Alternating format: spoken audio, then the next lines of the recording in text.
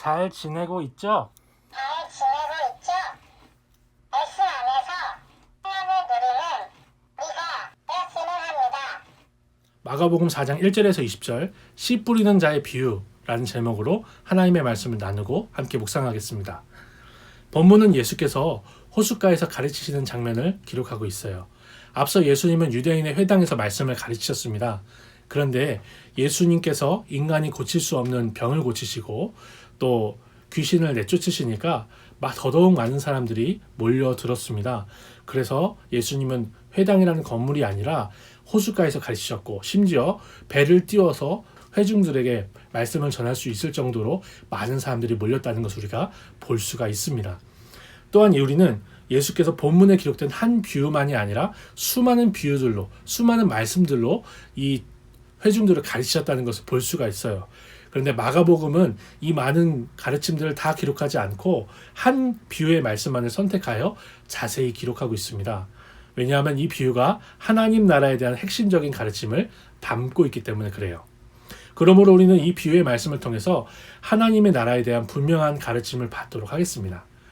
예수님은 씨를 뿌리는 사람을 먼저 등장시키시고 그 씨가 떨어진 네 종류의 땅을 차례로 말씀하세요. 길가, 돌밭, 가시떨기, 그리고 좋은 땅에 떨어진 씨가 어떻게 되는지 말씀하시는 것입니다. 그리고 예수님은 이 비유의 의미를 묻는 제자들에게 친절하고 분명하게 설명을 해주시는데요. 우리는 이 말씀을 통해서 하나님이 어떤 분이시며 하나님 나라의 비밀이 무엇인지를 분명히 알 수가 있습니다. 제가 세 가지로 정리해 말씀드리겠습니다. 첫 번째, 열매를 맺는 것은 회개를 가리키는 것입니다.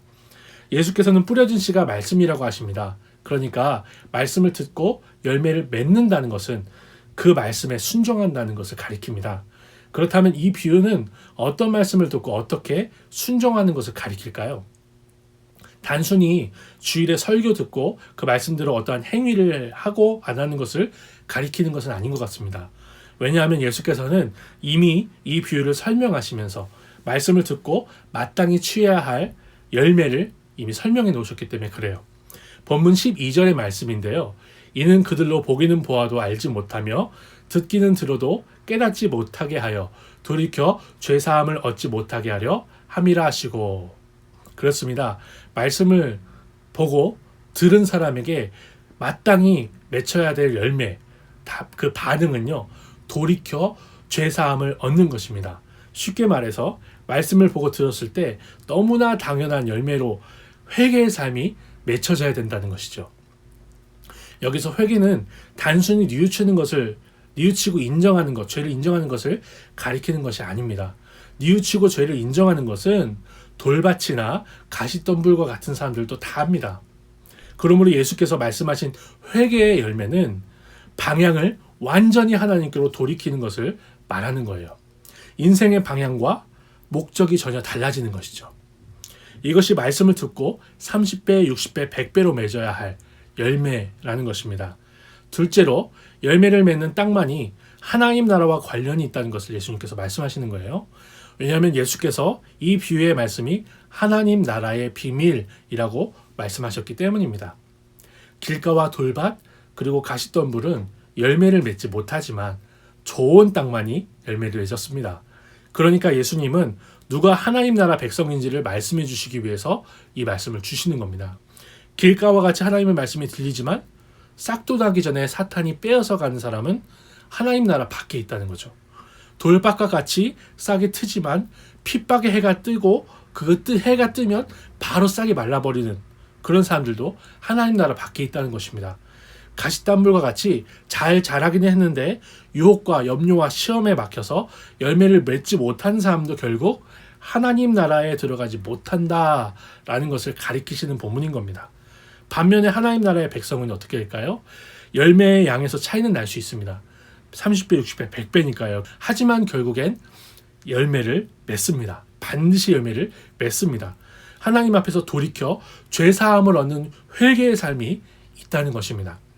그러므로 길가와 같이 하나님의 말씀을 전혀 알아듣지 못하거나 돌밭과 같이 들을 때만 깨닫거나 가시덤불처럼 염려와 욕심에 막혀 회개하지 못하는 것은 믿음이 조금 약한 것이 아니라 아직 구원을 받을 만한 믿음이 없다라고 볼 수가 있는 거죠.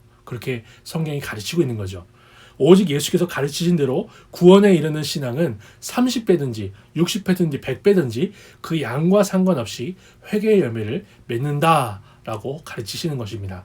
이러한 열매가 우리 모두에게 있기를 소망합니다. 셋째로 우리는 씨를 뿌리시는 하나님이 지극히 공의롭고 은혜로우신 구원자라는 것을 배울 수가 있어요. 상식적으로 생각해 보세요. 씨를 뿌리는 사람은 농부입니다. 농부가 씨를 뿌릴 밭도 준비하지 않고 마구잡이로 씨를 뿌리지는 않을 것입니다. 그렇죠? 생각해 보세요. 농부는 열매를 얻기 위해서 씨를 뿌리는데 실수로 몇 알 흘릴 수는 있어도 새들이 주워 먹을 것이 뻔한 길가에 뿌리지는 않습니다. 네, 새를 기르는 게 아니라 열매를 얻으려고 씨를 뿌리는 거잖아요. 그런데 예수님의 비유에서 씨를 뿌리는 자는 길가에도 돌밭에도 가시덤불에도 씨를 뿌립니다. 마찬가지로 하나님의 사랑하는 아들이신 예수께서는 그가 구원하신 하나님 나라의 백성에게만 하나님의 나라를 선포하지 않으십니다. 호숫가에 배를 띄워놓고 모든 길가와 모든 돌밭과 모든 가시덤불에게도 말씀을 가르치시는 거예요. 대표적으로 예수께서 12 제자 중 하나로 부르신 가룟유다가 그렇지 않습니까? 길가와 같은 밭이지 않습니까? 이렇게 복음의 말씀은 모든 땅에 뿌려집니다. 그러므로 어느 누구도 하나님이 공평하지 않으시다, 어렵지 않으시다 라고 할 수 없는 겁니다. 또한 땅을 생각해 보세요. 땅은 저절로 열매를 맺지 못합니다. 아담이 타락한 이후로 저주를 받았기 때문에 그래요. 창세기 3장 17절에서 19절인데요. 아담에게 이르시되 내가 내 아내의 말을 듣고 내가 내게 먹지 말라 한 나무의 열매를 먹었은즉 땅은 너로 말미암아 저주를 받고 너는 내 평생에 수고하여야 그 소산을 먹으리라. 땅이 내게 가시덤불과 엉겅퀴를 낼 것이라. 내가 먹을 것은 밭의 채소인즉 내가 흙으로 돌아갈 때까지 얼굴에 땀을 흘려야 먹을 것을 먹으리니 내가 그것에서 취함을 입었음이라. 너는 흙이니 흙으로 돌아갈 것이니라 하시니라. 이것이 본문의 비유를 해석하기에 너무나 중요한 구약 성경의 문맥입니다. 이렇게 구약의 분명한 문맥은 땅이 스스로 열매를 맺지 못한다는 것을 분명히 가리키고 있어요. 스스로 좋은 땅이 되지 못한다는 것입니다. 아담 때문에 저주를 받은 땅은 예외가 없이 모든 길가와 돌밭 그리고 가시덤불이 될 수밖에 없습니다. 반드시 사람이 땀을 흘려서 좋은 밭으로 좋은 땅으로 만들어야 그렇게 될 수 있다는 거죠. 능동적으로 좋은 땅이 되지 않아요. 절대적으로 수동적입니다. 그런데 예수께서는 하나님 나라의 비밀을 말씀하시면서 말씀을 듣는 마음을 땅에 비유하시는 거예요. 이렇게 수동적인 땅에 비유하시면서 좋은 땅이 있다라고 말씀하시는 거죠. 이 말씀은 하나님께서 친히 농부와 같이 일하셔서 그가 구원하시는 백성의 마음을 좋은 땅으로 만드신다라고 분명히 선포하고 있는 것입니다. 이때 좋은 땅이 되는 사람은 땅과 같이 철저히 수동적이라는 것이에요. 수동적인 거예요. 그러므로 사람이 복음의 말씀을 듣고 회개의 열매를 맺는 것은 하나님이 일하신 결과라는 것이죠. 당연하고 자연스러운 일이 아니라는 것입니다. 오직 하나님의 은혜입니다. 우리가 이렇게 길가와 돌밭 그리고 가시덤불에도 씨를 뿌리시는 하나님을 공평하시고 의로우시다 고백해야 할 것입니다. 그 하나님이 나의 하나님이라는 것이 분명히 고백되는 것은 하나님의 은혜입니다. 이것이 예수께서 가르치시는 하나님 나라의 비밀입니다. 그러므로 하나님이 구원하시는 사람은 100배가 아니어도 60배가 아니어도 분명한 회개의 열매, 회개의 삶이 있다라는 것입니다. 이 은혜의 말씀 앞에 서서 자신을 돌아보며 목표와 방향이 전혀 다른, 세상과 전혀 다른 회개의 삶으로 나아갈 수 있기를 바랍니다. 구체적으로 적용을 해볼게요. 현재 우리나라는 전염병 때문에 어려움을 겪고 있어요. 우리 피부로는 당장 계약이 늦춰지지 않았습니까? 장사하시는 분들은 손님이 없다고 하시고 학생들은 학교에 못 가며 우리 교회만 봐도 당장 11시 예배만 모이고 있습니다. 하지만 잊지 마십시오.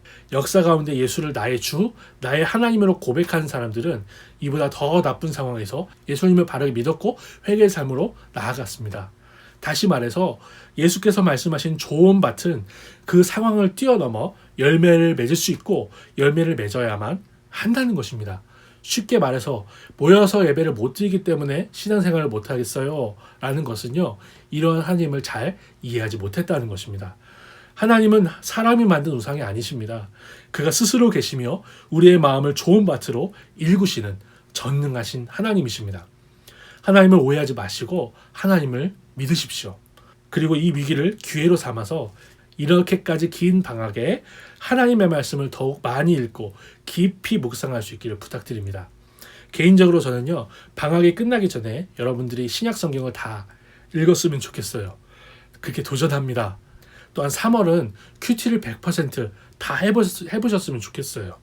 혹시 말씀을 읽어도 여러분 중에 깨닫지 못하고 내 마음이 길가와 같고 돌밭과 같고 가시덤불 같은 그런 마음이 아닌가 생각하시는 분도 계십니까? 우리의 마음을 좋은 밭으로 만드시고 일구어주실 하나님께 간절히 구할 수 있었으면 좋겠습니다.